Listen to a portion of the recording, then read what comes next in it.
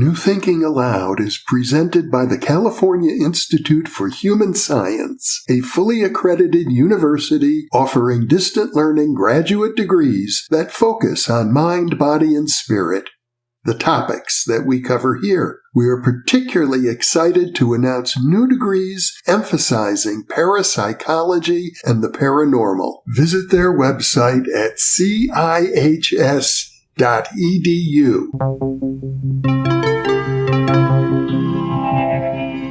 Thinking Aloud. Conversations on the leading edge of knowledge and discovery with psychologist Jeffrey Mishlove.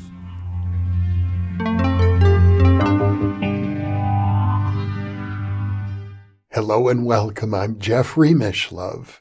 Today we are going to explore further the philosophy expressed in the writings of Stewart Edward White, who wrote The Unobstructed Way and the Betty book back in the 1940s, 1950s, 1930s, even in the 1920s. He was one of America's most popular authors. My guest is Ronnie Pontiac, who worked as Manly P. Hall's research assistant, screener, and designated substitute lecturer for 7 years. He has produced award-winning documentaries, and he is the author of American Metaphysical Religion, Esoteric and Mystical Traditions of the New World. He is co-author with his wife Tamra Lucid of The Magic of the Orphic Hymns, a new translation for the modern mystic. Ronnie lives in Los Angeles, and now I'll switch over to the internet video. Welcome, Ronnie. It's a pleasure to be back with you. Always an honor to be with you, Jeff. We'll be talking once again about the Unobstructed Universe, the writings of Stewart Edward White, and his after-death communications with his deceased wife, Betty. I want our viewers to know right from the start that we've done a previous interview that covered the history of this amazing couple and the work that they did as far back as the 1920s. For any of our viewers who haven't watched part 1 of The Unobstructed Way with Ronnie Pontiac, and if you have a computer that can access the link, it will be in the upper right-hand corner of your screen. With that said, now we're going to talk about the actual philosophy. What is the afterlife about? I know we get so conditioned to living in, with, or as part of a biological system, a human body, that it's almost impossible, I think, for the average person, such as myself, to understand what it is like without a body. That was the work that the Invisibles spent most of their time preparing Betty for. Their approach to mediumship was so different than what we normally read about or experience if we go to mediums. Generally, with a medium, you're dealing with information about yourself, and we're judging them by how accurate that information is. Or if they're talking about past lives, do those past lives make sense to us? Do they show us certain psychological programs that we seem to be living out? Or do they describe an aspect of our lives that we're trying to integrate but having trouble with? This was completely different. The Invisibles were trying to teach a human being, Betty, how to cross over into the unobstructed consciousness that they were existing in and be able to come back. And so she had to be able to do it from both sides. When she was alive, she had to learn how to develop that consciousness outside of body. And when she died, she had to learn how to come back and then express with great accuracy her presence and her wishes to Stewart and to others. And so they actually talk about this question. And there's a phrase used in Tibetan Buddhism when they say that the consciousness becomes like an orphan. And this is because when we die, we give up all that is familiar to us, all the things that we identify ourselves by. And think about what an incredible wealth of experiences and connections into the world is comprised in that. And most of us live our entire lives immersed in that. And many of us are so deeply immersed in pop culture or in politics or other external activities that can be very engrossing that we never even consider what will happen after we die, or perhaps we think that nothing will happen, or that we have no control over it, or if we believe in some form of monotheistic, patriarchal religions, then we must do things in a certain way or else. And so generally, people, I think, when they confront this idea of consciousness without a body, feel a sense of anxiety. And the Invisibles were eager to get across, and so was Betty after she experienced it, that really it's something that's very exciting, that it's freedom, and that you don't lose your individuality, you actually gain it. And what makes your body individual, what makes it you, is that very thing which is becoming liberated from it. I'm under the impression, Ronnie, that after Betty White died, she didn't communicate immediately to her friends or to her husband or through any other medium or sensitive. Stewart went on a trip, and it was, I don't know how many months even after her death before the communication started. And I'm thinking of another similar or potentially similar case. Whitley Strieber with his wife Anne. Anne died, and within 2 hours of her death, Whitley began getting phone calls from her friends who said that they heard her communicating, and she wanted them to call Whitley and let him know that they heard from her. Yes, very similar to the experience of the Whites. I would say there were 3 kinds of communication with Betty. The first that showed up was at the moment of her death, or just within moments afterwards, when Stewart describes, and I think we described it in detail in the first interview, it's this incredible feeling of intimacy. He uses the example of when you're with someone you really love and you're in the room and there's a fire going perhaps in the fireplace and you're reading a book and they're reading a book and you may not even be talking, but there's a sense of being together that he says that this intimacy is at the heart of love and sexuality and, of human endeavor, really, is to be able to have those moments. And he explains that what he experienced was that amplified so massively that he had no doubt that this was Betty loving him, Betty in his presence and showering her love on him and free of the body. That love was so palpable. He said that he's never forgot it, and that he always felt it, that if he just paused for a moment, it was always there with him. And so that was the first way that she communicated. And that took him a long way. He actually thought that maybe that was the whole point, because it was so strong, and he wanted to convey that to his readers. The second level of Betty's communication came from exactly what you described. There were suddenly moments when people said, if you mentioned a Betty, any Betty, there would be something that happened that was synchronistic or an actual communication in some form or a dream that involved Betty.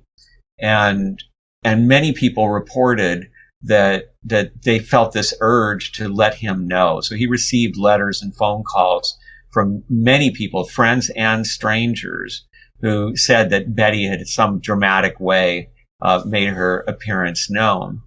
Now, for him himself, Stewart, the loss of her, they both believed, they knew that they were going to survive death and that their relationship would survive death.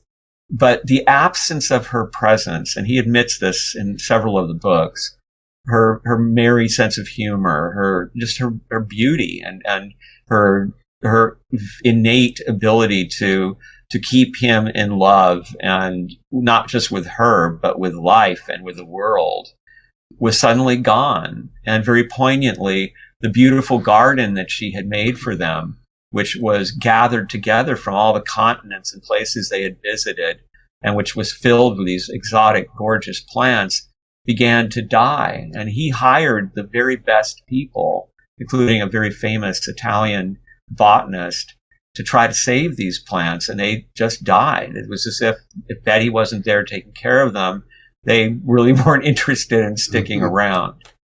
And he felt like, he said one thing that bothered him was he didn't want to bother her, that she was somebody who had done this incredible work preparing to get to the unobstructed. And he figured she must be doing important things. This is similar to what Jung's criticism of the way that Stewart wrote was based on, which is this very American kind of business sense. So she got her training, and by God, she's got a job up there. And what am I supposed to do? Call her up because I feel insecure and like interrupt her at work? And he really sees it that way. He thinks it's disrespectful. At the same time, he admits later that he's afraid.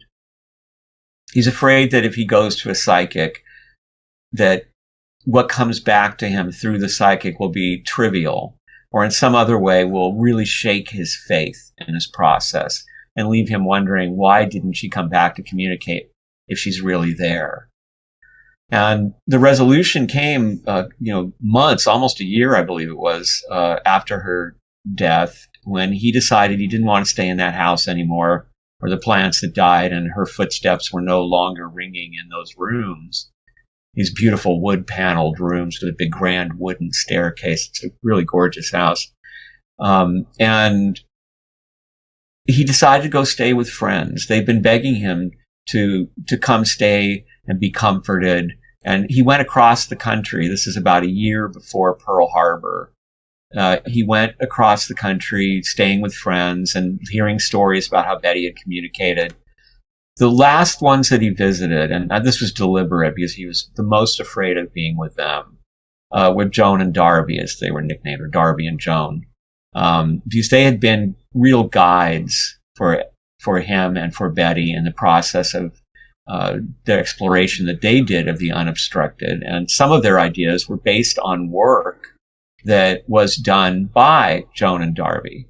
So, for example, in their book, Our Unseen Guest, they talked about that idea we talked about before, that there is quality of consciousness and quantity of consciousness. And the mission of life, the purpose or meaning of life, is to fill up each quality of consciousness with the most quantity of consciousness with which it's capable. And when you accomplish that, just like in a video game, you graduate to a new form and new challenges, and you start to acquire more consciousness from there. So this visit was really intense for him because Joan had worked with Betty when they were both in body, and they had done mediumship involving the invisibles together, and had done experiments involving understanding how they could touch what they call the beta body. Some people might call it the astral body, or many names, but the body that vitalizes the physical body that we see. And that they said they could separate this in experiments, and you could pinch this area and feel the coldness, and there would be a physical reaction. They'd done all this stuff together. And when he finally arrives there, of course, Joan says, well, why don't we do have a session of mediumship? And Stewart actually says, okay, but please, no Betty. Like, don't go looking for Betty. Don't ask for Betty.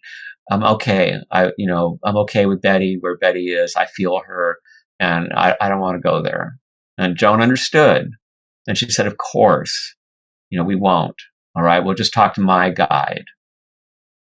Soon as Joan went under, Betty just stormed in.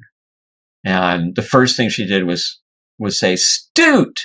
And Stewart was a nickname for him that she only used in private and never around anybody else. And then, according to him, she spent 2 hours giving detail after detail after detail that were just, he said there were hundreds in those 2 hours without a single error.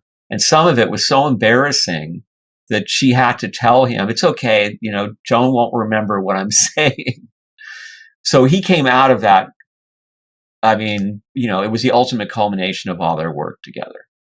I presume, Ronnie, that the many examples of evidence, the way that she authenticated her presence, gave him a lot of confidence that he could then trust the more metaphysical and theoretical ideas she was expressing about the afterlife. Well, he there were a few ways that he entered this. He began to do some meditations in order to himself experience unobstructed consciousness, even while Betty was still alive. And he described being able to attain it in this very matter-of-fact way, I guess because he used to hunt in the Serengeti and all that. But he says that he got used to the feeling of being a consciousness outside of his body. And the way he did this involved some very simple meditations. For example, he liked to think of things that were peaceful, like a plane that seemed to be suspended in space, or smoke from his pipe just kind of gathering by the ceiling and just kind of hanging there, or a coat loosely hanging on a hanger, just these very relaxed images. And this would help him kind of relax away from his body.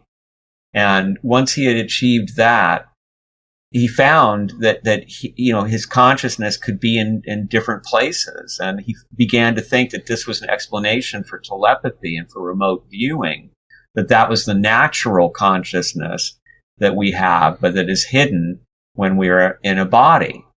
And so then Betty began to work with him and would channel even information to him.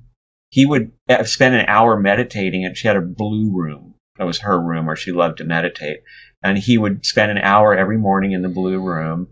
And he said he would get his download from Betty, and she would let him know what to work on that day, or give him advice about what to say to somebody who was in some tragic situation. And they even had a situation where she guided the purchase of a couple of terriers to be his pets and companions. And there was one of these terriers who would constantly play with her. And by that is meant it would run as if chasing a ball, and then bring the ball back and then drop it in front of somebody. And it was looking right up at the height that Betty was. And it would do all these games and tricks as if Betty were right there, presenting this dog as evidence, right? And also, very briefly, because we've talked about it in more depth, but there was evidence such as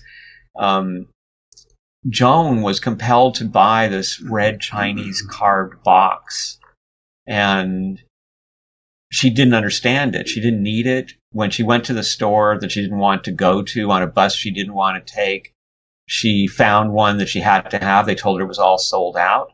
She was insistent that they must have another in back, and in fact they did find one. She bought it, and then when she got back on the bus going home, she thought, what did I just do this for? I already have lacquer boxes. I don't need this. I have nowhere to put it. This is ridiculous.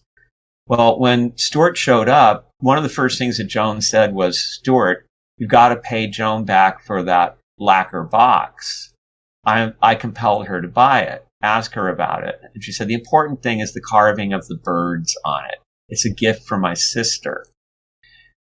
So Stewart takes the box to his sister-in-law. This is the little sister of Betty. And he says, do you have any association with Betty and a lacquer box? And she says, yeah, actually, we were all going to a store in Chinatown, and I saw one. I thought it was beautiful, and she said I should buy it, but I didn't because I thought it was too expensive. And then I called her back and said, hey, could you grab that for me? But she never responded about that. And then, I called her 3 more times and asked her about, and she never said anything. And he said, well, she said that it has something to do with the carving. And when she looked at the carving, she started crying because it was a carving of swallows, these birds. And the swallows, this represented an experience that Joan had given her little sister.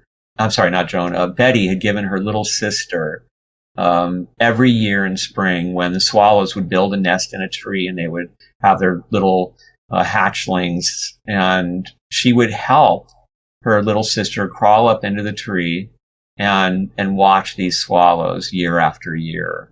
And so this was such an incredibly accurate and multidimensional kind of communication, and involved multiple people. So all those things made him feel confident. But he also had his own experiences as in detaching his consciousness and also in getting kind of clear messages. And for him, it was more intuition. He would meet somebody and he would have a sense of what the situation was and how he should express himself to them. And he felt like this was guidance. I take two lessons from this story, Ronnie. Of course, the first is that the Invisibles were working with Stewart just as much, apparently, as they were with Betty. They were training her to be prepared to cross over, but they were training him as well. The second thing we passed over very quickly, but it seems quite significant to me to say that Betty compelled Joan to buy that lacquer box for her sister. Well, she said she was of the school that the Invisibles have a lot more influence on us than we think. The impression that she gave of what the project looks like is headquarters is in the unobstructed. The obstructed world is this tremendous creative project involving, all levels of consciousness and this incredible orchestration of creation. And from the human quality of consciousness in the unobstructed, the urge that is as strong as the reproductive urge is here is the urge to come up with something to make the obstructed world better, to make it more like the unobstructed world. And you can see how this process has been going on for a long time. The unobstructed were supposedly able to move around the world in a seventh of a second, and now we can send an email or a text that quickly around the world, less time even. Being able to move around the world yourself has been cut way down, and we're still working on cutting it down even further. And we're sort of mimicking, according to this Invisibles teaching, the world of the unobstructed, because we want to get back into it, because that's our natural space. In the meantime, they're on the other side coming up with ways to make this a better world. And one of the things that they joked about was that so many of our geniuses were more like mediums that they got ideas across to. And Betty actually said, it's really something to spend all day yelling in some guy's ear. And then finally he says, I've got an idea. Now that's a metaphor, but there's definitely this huge sense of cooperation, and they want to make this thing work better. They want to be involved. And in that world, the unobstructed world, you don't get help. You don't put people together to work on a project with you by offering money or perks or stocks. You get it by coming up with a really good idea. And then people say, oh, we've got to implement that. And I kind of love that, because it means that everything that we run into, good and bad, some of the experiments don't work very well. But for instance, who came up with the great idea of pets? Dogs and cats, and the amazing impact they have on human beings and bringing out unconditional love and giving unconditional love. And that was a really good project that somebody apparently came up with, and everybody said, yes, we're getting in on that. And so, and then when people get in on it, what they're doing is they're incarnating these things. They're experiencing. So, spirits that have, or consciousness that has only the quality of a cat or a dog, incarnates as a cat or dog. Because that's, this is going to be great. We're going to contribute, and I'm going to be building consciousness. And it even goes so far as even in our bodies. So we orchestrate this tremendous harmony and sustain it through time of all of these cells, molecules, organs, everything organized in small and then bigger and bigger and bigger organizations until you have the body itself. And everything there, the Invisibles believed, all the molecules, the cells, everything that's incarnating something in your body to make it work, is experiencing this higher consciousness, this greater unity, through being part of this great harmonious experience of being a body in the obstructed world. And this awakens in even the most humble forms of matter the desire to climb that ladder, to become the next stage up, to achieve that amazing dream of being able to have a body of your own and function like a god, in the obstructed world. Well, it seems to me that Stewart Edward White's writings, The Unobstructed Way and so on, The Unobstructed Universe, is part of a tradition going back to the Tibetan Book of the Dead, the Egyptian Book of the Dead, Plato, and many other writings describing the afterlife. We actually have a body of literature supporting the idea that we can know a good deal about the afterlife. How would you say this work compares to other approaches? It's fascinating. And for one thing, Stewart reports that he received letters from leaders in every denomination of religion saying that the teachings that they found in these Unobstructed Universe books accorded perfectly with the core teachings of the faith. And so that was very notable that so many different faiths were able to find such intense similarity in what Betty had to say and what the Invisibles were saying. I do want to say that we're going to jump into this because I love this subject, and I've spent a lot of time looking at Plato and also at the Secret of the Golden Flower up against the teachings of the Whites and seeing the nuances of the similarities, and it's pretty amazing. But we should always mention that when you're looking at classic texts of spirituality, especially from different centuries and different continents, that even when they agree and they seem to provide insights into each other, it's still important to keep an open mind about the conclusions that we may get, because they depend on translations, on subtle interpretations, and the cultures are very different. But I think you'll agree that there is just some bedrock similarities here that suggest that maybe this is the human experience. And also have to say that this has a lot to do with metaphor. We have to remember when the Invisibles are telling us stuff, and they warn us constantly, it's metaphor. They can't really explain where they are and what they're doing in terminology that with our obstructed minds that we can actually follow. They can only give us pictures that suggest to us what these things are. And Plato, for example, did the same thing. So he said that when souls fall, that they lose their wings, and that then they grow their wings again over lifetime after lifetime. But what does he mean? Does he really mean that souls are things and they lose their wings and the wings grow back over time? Or does he mean that souls lose their buoyancy, their freedom, and then they have to learn to fly again? And so we run into that difficulty of interpreting metaphors and when cultures are so incredibly different. And the similarities to Plato were so amazing, Jeffrey, that when Tamra and I started to research it, it dovetailed with research we were doing into the history of Plato in America, because people don't realize that Plato was a fad for a while. The New England Transcendentalists, Emerson and Thoreau and company, when they were very popular, they were really into Plato.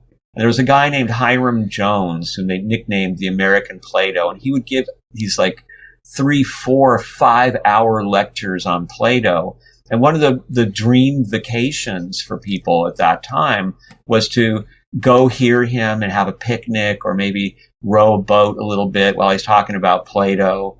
And this became so popular that not only were the major newspapers and magazines writing about Plato and new translations of Plato, or why Plato really resembles Christianity, and it's okay to like Plato if you're a Christian, but even teachers and ladies who were of some means living on the frontier in America started these Plato clubs. It really began as Bible study, but thanks to people like Hiram Jones and Emerson, they got curious about Plato and they liked Plato better. Some of them even studied ancient Greek. And we have in this newspaper that we've discussed a while back in one of the American Metaphysical Religion interviews that we had, the Platonists published in the 1880s around St. Louis, which was a frontier then, filled with these translations of Plato and the Neoplatonists, and also had descriptions of this, for instance, one big birthday party that someone had in one of these frontier towns, and a lady read a poem and somebody else performed music, and Hiram Jones gave a lecture. And so these celebrations of Plato were constant. And academics have been writing about how influential this was on spiritualism in America, that American school teaching was so saturated with Plato that many mediums, when they described the afterlife, were using Platonic kind of imagery. So that led us to think, well, maybe maybe they were just influenced by Plato, right? Maybe this was an interpretation of Plato. But then we searched into their educations and into their writing on everything we could find. Plato was mentioned 4 times in the Betty books, but always in passing. And they certainly, I don't see that they had any clue whatsoever that they were influenced by Plato, if they were. And then also, you would have to be read deeply in Plato to be as influenced as they are, or they appear to be, let's say. And if you read that deeply in Plato, when you mention Plato, you're probably going to talk about Plato, I would think. People tend to become fans when they dig in there for various reasons. But they didn't seem to get it, that the spiritualism that they were channeling from the Invisibles was so closely in alignment with Plato. I'm not aware that Plato really provided much in the way of descriptions of the afterlife. I know there's the story of Air, the soldier who was taken for dead and who had a near-death experience. But to my recollection, Plato used that story to moralize, to talk about how important it is to be a good person. But other than that, what are the similarities? Okay, so, for example, we have when Socrates in the Apology is telling us what spirits are. He's actually telling us what his teacher, Diotima, taught him. And what Diotima taught him was that spirits are intermediate beings, in a sense, between gods and humans. And they're people who give us guidance, and they're potentially helpful if we are open to that guidance. They want to inspire us. And there are other spirits that are malicious and such. Plato does say that spirits can be just disincarnate human beings, but they don't have to be. They can be nature spirits. There's all kinds of spirits. Some of them are very grand and very nearly gods, and others are very humble. Well, this is so similar to this viewpoint that Betty had of how everything is really consciousness, and that it's all kind of evolving upward, and it's something that gives form and individuality to what otherwise would be formless and kind of homogeneous matter. And then we also have Plato saying in the Laws that the soul has an absolute superiority over the body, and that any individuality that the body has comes from the soul. The Invisibles said not only that individuality is a defining characteristic of the soul, but that one of the purposes of living is to individuate, is to become more of an individual. And so we have the soul is what makes you individual, and we become more individuated as we develop the soul. And this is something that both Plato and the Invisibles were talking about. They both agreed that it's impossible to attain any pure knowledge when you're in the body. Plato used the example of you're like in a cave. A body's like a cavern, a hole in a rock. It's obstructed. But when the soul is purified and it goes into eternity, there are no obstacles. It's unobstructed. In the Phaedo, Plato tells us that ignorant souls, as he calls them, the ordinary dead, are condemned to lie in mud and filth after their death, craving for the physical experiences they can't have anymore. Then eventually they reincarnate. And Stewart, one of his books was called Why Be a Mud Turtle? Because he felt that what happens to us is we live lives where we don't really pay attention to anything. We never get out of the mud. We don't realize what we really are and how amazing our consciousness is. And then when we die, we don't know what to do. We're basically very similar to Homer's spirits in the underworld who have no will, have no voice. They're just sort of flitting around in these half dreams. Betty even developed that in the teachings of the Invisibles, where she talked about gelatinous souls. And these are the souls of people who do not have any character, who live their lives just kind of drifting from experience to experience, immersed in externals. And Phaedo, in the Phaedo, Plato says that there are ghosts that haunt the graveyards because they did not live enough life. They were imprisoned in their materiality to such a degree that they can't even go to Hades, to the underworld. And to me, it's so similar. The gelatinous soul, a more modern concept, versus the idea of souls that just really didn't live and they can't even go to the underworld because they have nothing to take with them. They have to have more reincarnations to individuate enough to be able to even function on the other side. Even in the descriptions. So, for example, in Plato, the company of the blessed is delightful because of the purity, the clarity of the upper world. And Betty said that the unobstructed is vibrant, pure, and clear. Same description of the same state, really. Even down to the comparison where Plato says that if a philosopher learns to die before they die, that they get reward while they're living because they avoid a lot of trouble. And this was something that Betty and the Invisibles talked about, that when you're spiritually connected, when you have spiritual contact, your intuition or your sensitivity to messages from your friends in the unobstructed can save you from terrible experiences. And you also don't lose yourself in the details of worrying about all the things in life that can cause us to worry and therefore forget about your soul. You have more faith than that. Even Plato said that a good man cannot be harmed either in life or in death, which is, I believe, a way of saying that when you're awakened to the soul, which is outside of time, then you realize that the experiences that you have, they're not going to harm you in any significant way. You know, you may suffer for a while, but you cannot be destroyed because you exist outside what dissolves, what is made up of a congregate rather than being itself purely that pure and shining light that is described both by Plato and by the Invisibles.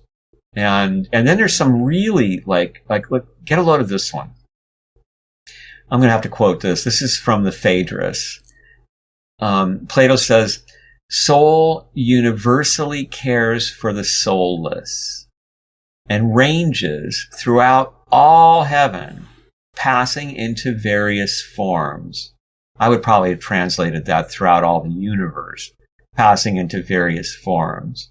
So, when it is perfect and winged, it voyages aloft and governs the entire cosmos. But the soul which loses its wings falls till it meets some solid thing which it takes to inhabit.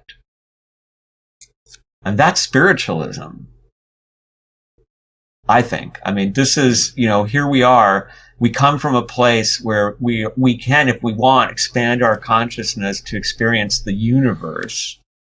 And when we fall, when we lose touch with that, we fall into some solid thing that we have to tend. And Plato even adds, actually Plotinus says this, a great little quote, but basically what he says is that once we fall and we're inhabiting that thing, we don't even run it very well. That here we are, this incredible soul that has the entire universe at its metaphoric fingertips, but we so completely forget ourselves in this solid object to which we have fallen that we don't even do a good job running that. So that's Platonic, the essence of Platonic teaching, and it's very close to spiritualism and very close to the Whites. And of course, the spiritualists took the idea that Socrates had this voice, this protective spirit that would tell him not to do things. And Socrates, he actually says in Plato, I have a divine or spiritual sign that began when I was a child. And he was willing to drink the hemlock because he believed that since the voice didn't stop him, and since the voice had approved of all the actions that he had taken getting to this point, that he was doing the right thing, even if it was going to result in being condemned to death. So mediums of the 19th century just thought, well, Socrates was a medium. Wasn't Socrates famous for standing motionless for long periods of time, unable to communicate, and then would come back with some brilliant insight into life? Mediumship. Now, maybe classifying the voice that guided Socrates as mediumship oversimplifies it, but so does describing it as a primitive personification of conscience. And Socrates' mission was even reminiscent in some way of mediumship, because he's going around talking to strangers and to friends and trying to get them to see parts of themselves and of society that they're not seeing, and trying to get them to live better lives that will be more pleasing to the gods, which ostensibly is what spiritualism was dedicated to. So that's a very brief look at some of the similarities that are there. Well, I do understand that there was a form of mediumship in ancient Greece. They had seers. They used scrying, looking into a pool of water and seeing, communicating with the deceased that way. But I'm not aware that Plato really gets into it. You see it in Homer. Yes. Well, Homer has of course, in the Odyssey, has Odysseus speaking to the dead. Yeah. After a ritual and a sacrifice. But Plato gives us these more metaphysical kinds of concepts that closely reflect what the Invisibles came up with. This idea of an ascending ladder that as it gets bigger, gets more, comprises more of the universe, more wisdom, and more power. And that all of us are kind of on different rungs of this ladder, and that there is a greater harmony that ties all of this function together.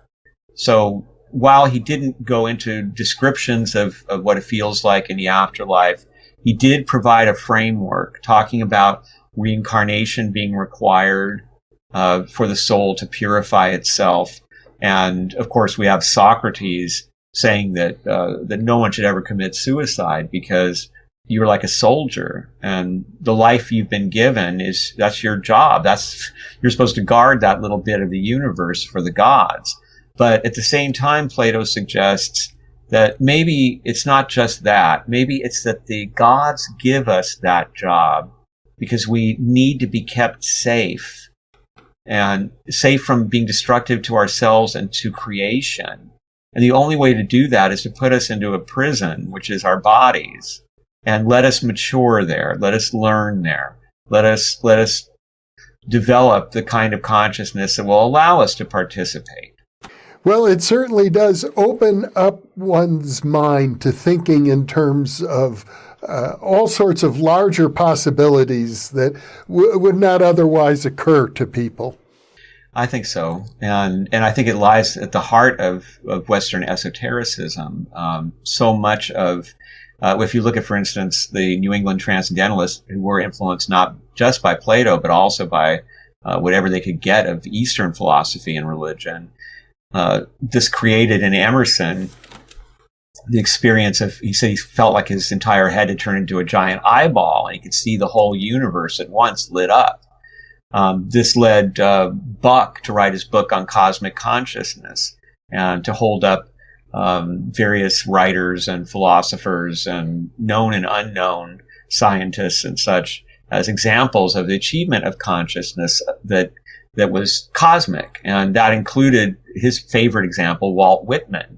And he felt that Walt Whitman's poetry captured this cosmic consciousness, and that is where I believe Plato is headed with his teachings of being able to have this cosmic mind, to be one with it, and that is a natural state.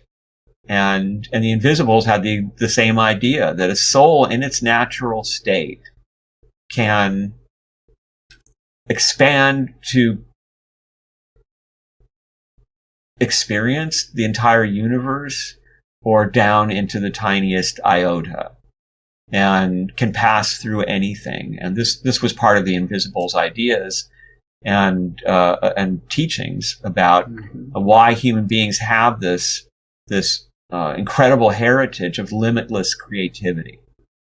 In that sense, it strikes me that the teachings of the Invisibles are not so different from the Yoga Sutras of Patanjali, talking about the cities or powers that are available to people when they learn how to master mind control, basically. Absolutely. It's something that, for me, The Secret of the Golden Flower is my favorite text for looking at that, but I find it all over. I do think that these teachings are very much in agreement with many traditions of Eastern wisdom, and particularly so, I think, with The Secret of the Golden Flower, where the concept of the unobstructed is talked about.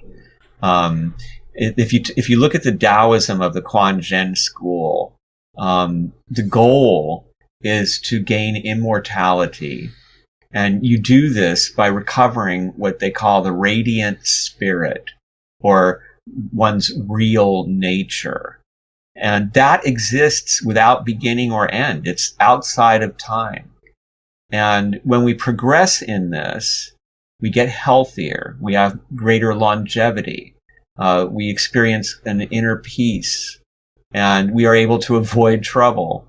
And although physical death does eventually occur, the radiant spirit survives in this eternal life that is unbound by samsara, which is strife and illusion.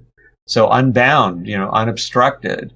And writing about The Secret of the Golden Flower, Manly Hall, in the summer 1943 issue of the Horizon Journal, was talking about how Chinese philosophers talk about how every human being has a little door inside them.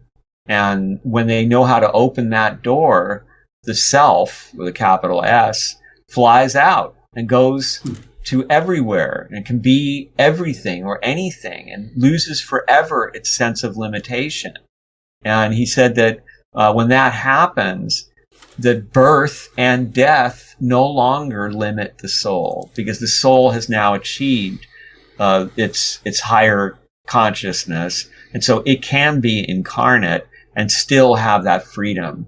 And that, of course, is The Secret of the Golden Flower. That we've talked about that in another interview, where you have the lower soul, quote unquote, because there's still one soul, but the lower soul is the part of one soul that is deeply involved in keeping the body going, is giving it life and color and coherence and sustaining it through time, and helping it make decisions, and just all the myriad activities that we face in life. And it's claustrophobic. It feels trapped in here, and it wants out. And as we discussed, that's why so many people are death obsessed, according to this teaching, because death is liberation. So if we're watching a movie where people are getting blown up left and right, our lower soul is going, someday I'll be free. Mm-hmm. And meanwhile, the higher soul's right there, free and available. And we don't even go there. We don't realize that it's there. And so we are stuck kind of in this cramped consciousness where fear and anger dominate our lives, and where we do not realize what we are. We leak consciousness, as is said in The Secret of the Golden Flower. And when we leak consciousness, we become weaker and drier and less creative. And it's tragic, because within us, every single one of us has this fountain of infinite creativity and wisdom. Well, it seems as if the Invisibles, as they're called by Betty and Stewart White, had a project in mind from their side. They were going to initiate this contact with the Whites. What did they expect would come of it? Well, I think that it's obvious when you look at it from a historical perspective that their mission involved World War II. Betty dies right before World War II, so these miraculous events that Stewart writes about come out right as the war is getting started. Stewart lives until about a year after the war ends. And during the war, he's doing a lot of work responding to people whose brothers and sons and fathers died overseas, and he's trying to give hope to people through this work that Betty did. So on one level, I think of it as a mission of mercy, because they knew that there were going to be millions and millions of people killed, and there would be immense suffering throughout the planet. Another one of their friends who was a famous published spiritualist author, Cameron, said that there was a great war coming that would decide the fate of humanity. That was a far greater war than World War I. And certainly Stewart saw it coming too, since he organized troops and tried to do what he could to help the effort. The other side of the mission was, I think, to not do a typical program of mediumship. The Invisibles actually explain that the way it's normally done is very difficult and full of mistakes. Because what you're dealing with, for the most part, 9 times out of 10 is a fairly ignorant medium, and the work is driven perhaps for money, or at least to bring across information to immediately comfort the bereaved. You're asked to provide these very specific details, and you've got to deal with the brain computer of the medium and try to push through a word. So Stewart gives the example that maybe it's very important that you use the word dad when you give this particular message about someone's father, but it doesn't come out that way because the medium doesn't think of dad when getting the impression of a father. The medium thinks of papa. And so then the person who wanted the reading says, Papa. My father would never call himself Papa. And then the reading is considered to be false. What they did with Betty was different. As mentioned, they wanted to train her to cross over into unobstructed consciousness.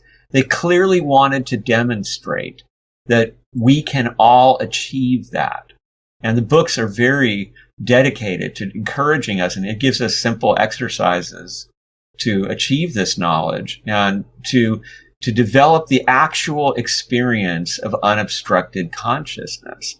And then the good that creates in the world, because people who walk around with that perspective have a much more loving approach, even in tragic situations. They have that wisdom where they know that they what they are essentially will not be harmed, whatever happens.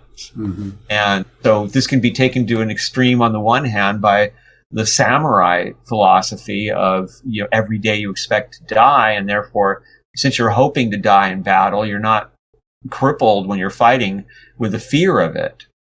And then at the same time, you've got on the other side of it a much more positive approach that Betty talks about, where even just going to work or going to shop, if you're a person who is radiating this spiritual contact, this love and appreciation for everything around you and for the miracle of this mystery of life, then you impact the people that you contact. And the Invisibles said that what holds up our world, so filled with these tragic headlines all the time, are these moments of appreciation, these acts of kindness and affection by the millions and millions and millions that counteract all the terrible things that are going on to make us feel apprehensive. And so appreciation is at the heart of what the Invisibles are teaching. And that's how you start the meditation to learn how to be unobstructed, is by appreciating the most beautiful moments in your life. Appreciation is how we nourish and we help others to grow. It's something that is compared to the sun and its effect on flowers. And so by opening our inner sun, or the sun that's in our hearts, our spiritual selves, we bring this into this world. The things that we do are moving to people, and it helps people to understand what's happening to them and how to get out of what the Invisibles call the vortex. The vortex is what happens when you forget. And it's just like what Plato was talking about when people are ignorant. They're in the vortex. They're reacting to the moment, to the thing in the moment. They're panicking. And we live in cultures that take advantage of that. You've seen a lot of being in the midst of a place where there's been a lot of fire and seeing how the world news has been reporting it. The intention is really just to get clicks and to scare people who may have friends or relatives in the area by making them think that the whole place is going up. And so our world is kind of structured on profit through keeping people afraid and angry. And once you achieve this higher level of understanding, the unobstructed level, you don't feel afraid or angry. You're trying to do the best you can to make this thing better. And you know you have help. Well, the help is very important at times, and it's a good thing we have it. Oh, absolutely. I mean, I think that if you look at the impact that the whites had, that their teaching had on people and on the world, even though today they're really unknown, for these individuals, it's the story of the starfish. It's a story that used to be told a lot in Riot Girl, which was the punk rock movement that my band started out in. And Riot Girl was a small movement, very dominated by women, mostly women. And they had this concept when they were told, well, what you're doing doesn't matter. You know, you won't work with corporations, so you're not reaching very many people, and you're putting on your own little shows. I mean, so what? It's just something happening in a neighborhood. And very often the story would be told about a little girl who comes to a beach after a storm, and there are thousands upon thousands of starfish washed up, dying in the sun. And this fellow taking a walk sees her picking them up one by one and tossing them into the water. And he thinks it's pathetic.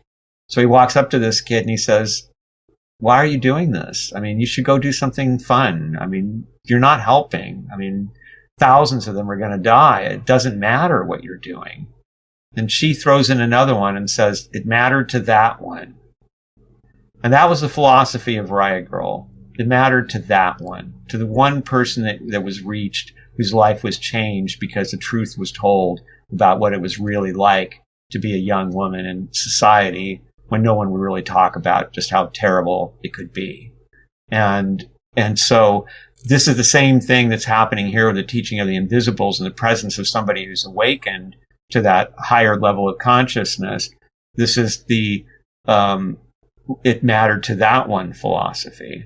And from that point of view, the whites reached so many people. Their books were so popular during the war, they had trouble keeping a couple of them in print. They would be reprinted 8-10 times in a year.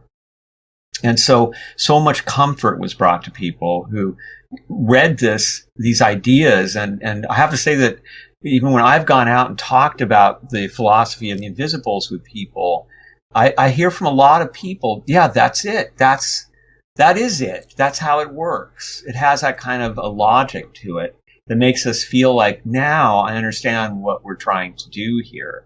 And of course, that's exactly what Plato was trying to do. And that's also what the Secret of the Golden Flower is trying to do, is to wake us up so that rather than making a nightmare out of this dream, we can make it a lucid dream. And we can have this magical experience walking through the world, co-creating, and hopefully improving it a little bit for everybody. You've certainly made the point that the work of Stewart Edward and Betty White stands in the same tradition as the great spiritual writings of humanity. I wonder, is there any important way in which they differ, in which they're really unique? Well, there are ways in which they differ. So, for example, in Plato, when you achieve this, you die before you die. When you die, all that you take with you consciously, what you remember is your reason, your reasonable faculties. And not in the teachings of the Invisibles. There, we take everything except the body. And that's because that's not actually our body. We actually have a body that very much resembles our physical bodies, that gives them form and individuation.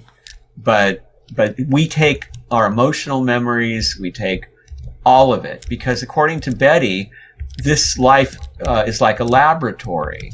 We incarnate into the obstructed world to have experiences, to collect these experiences, and to try different things out, to make decisions and see what the results of them are. And then when we get back home, that's like we take the results from the lab and we start to study in meticulous detail, if required, what we did, what the results were on others and on ourselves, what would have happened if we had gone with a different choice. And by doing that, we nourish ourselves. And Betty said that we really build our bodies and our forms and our being in the unobstructed by remembering the most intense experiences of our obstructed lives. So, for example, it's like Stewart says, when you have a lot of skills as a sailor, that doesn't matter when you reach the unobstructed. You're not going to be using your navigation skills. You're not going to have to let down the sail. But the skills that you learned of paying attention to when to change and what conditions are like, and having faith in yourself and your ability to be able to adjust to whatever the requirement that next arises is, we take those things with us and we use them. And so the more that we have of that, the more easily we are able to be functional in the unobstructed, and we regain ourselves there.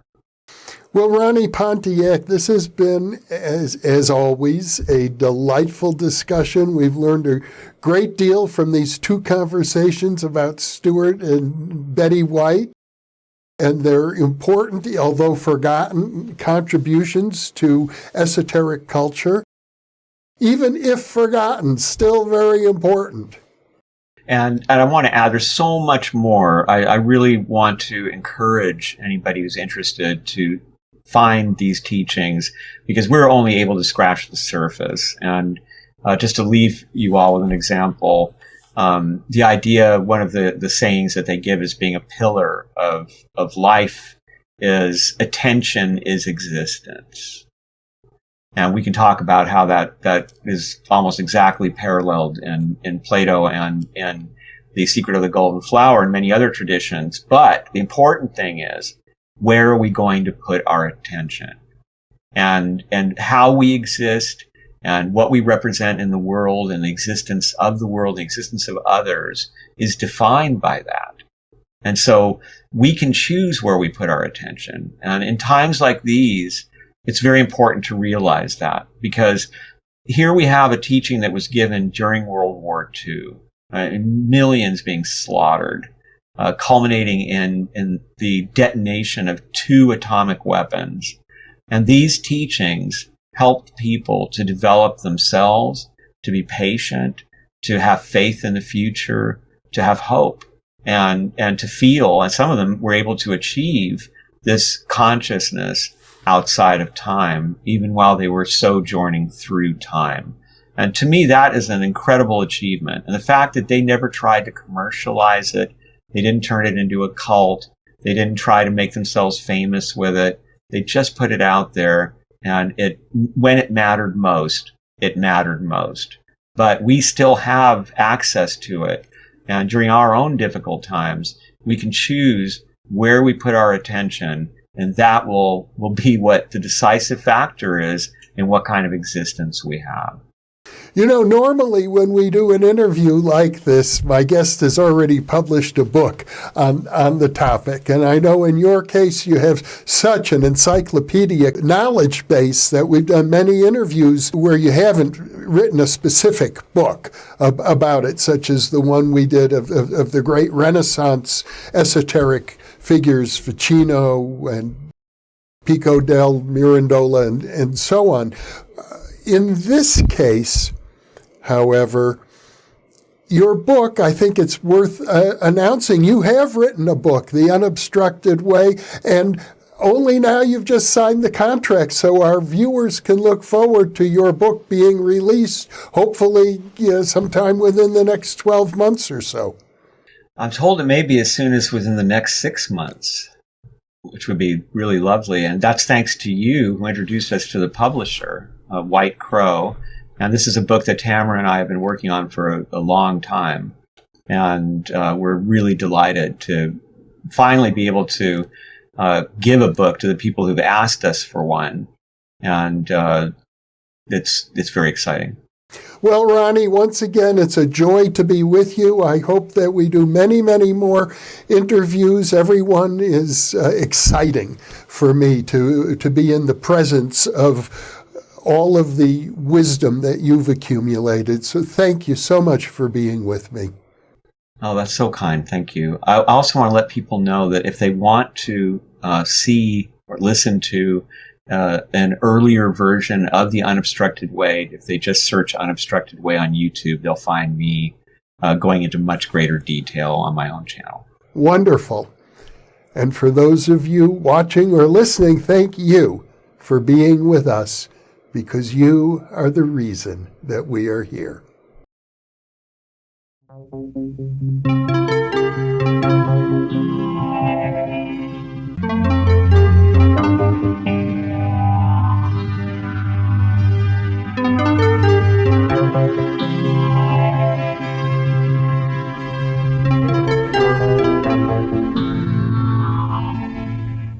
Book 3 in the new Thinking Aloud dialogue series is UFOs and UAP, Are We Really Alone? Now available on Amazon. You can now download a free PDF copy of issue number 8 of the New Thinking Aloud magazine, or order a beautiful printed copy. Go to newthinkingaloud.org